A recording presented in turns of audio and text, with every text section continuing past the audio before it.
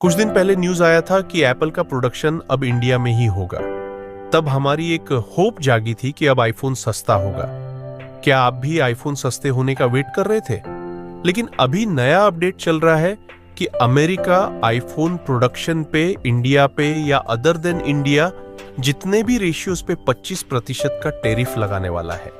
तो इससे क्या होगा और अमेरिका ऐसा क्यों करना चाहता है, वही सारी चीजें इस वीडियो में शॉर्ट में समझने की कोशिश करते हैं। इन सारी सिचुएशंस को समझने के लिए डेटा को समझना बहुत जरूरी है। सो नंबर्स पे स्पेशली फोकस रखिए। जीडीपी समझिए। 2024 में अमेरिका की जीडीपी रही है 29 ट्रिलियन की रेवेन्यू रहा है, 4.9 ट्रिलियन स्पेंडिंग रही है, 6.7 ट्रिलियन। अगर हम रेवेन्यू और स्पेंडिंग को देखें, फिजिकल डेफिसिट पता करें तो जो कि होता है 1.8 ट्रिलियन के करीब, यानी कि जीडीपी का 6.2% हिस्सा अभी भी वहां की गवर्नमेंट नुकसान में है। सरकार का अगर हम ओवरऑल कर्ज की बात करें तो 33 ट्रिलियन अप्रोक्सीमेटली है।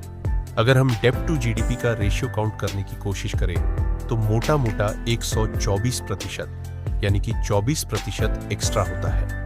समझिए, अगर पूरा एक साल की जीडीपी अगर कर्जा चुकाने में भी दी जाए तब भी 24% रहेगा।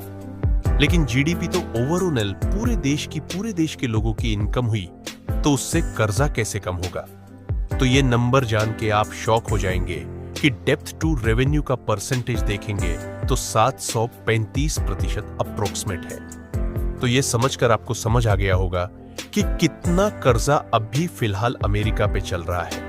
अमेरिका क्यों चाहता है? क्योंकि वहां पे अगर प्रोडक्शन होगा तो वहां पे जॉब्स क्रिएशंस होगा। जॉब क्रिएशंस के साथ साथ बिजनेस ग्रो होगा। बिजनेस ग्रो होगा तो अल्टीमेटली उनको टैक्स मिलेगा। टैक्स मिलेगा तो अल्टीमेटली उनकी जीडीपी पे इंपैक्ट होगा। इसीलिए अमेरिका ऐसा चाहता है। लेकिन अगर ऐसा होगा तो कहीं ना कहीं वो कॉस्टली बढ़ेगा। क्यों? क्योंकि वहां पे सब कुछ महंगा है, इलेक्ट्रिसिटी, वेजेस। सो अमेरिका में अगर प्रोडक्शन होता है तो आईफोन अब यहां से महंगे हो सकते हैं।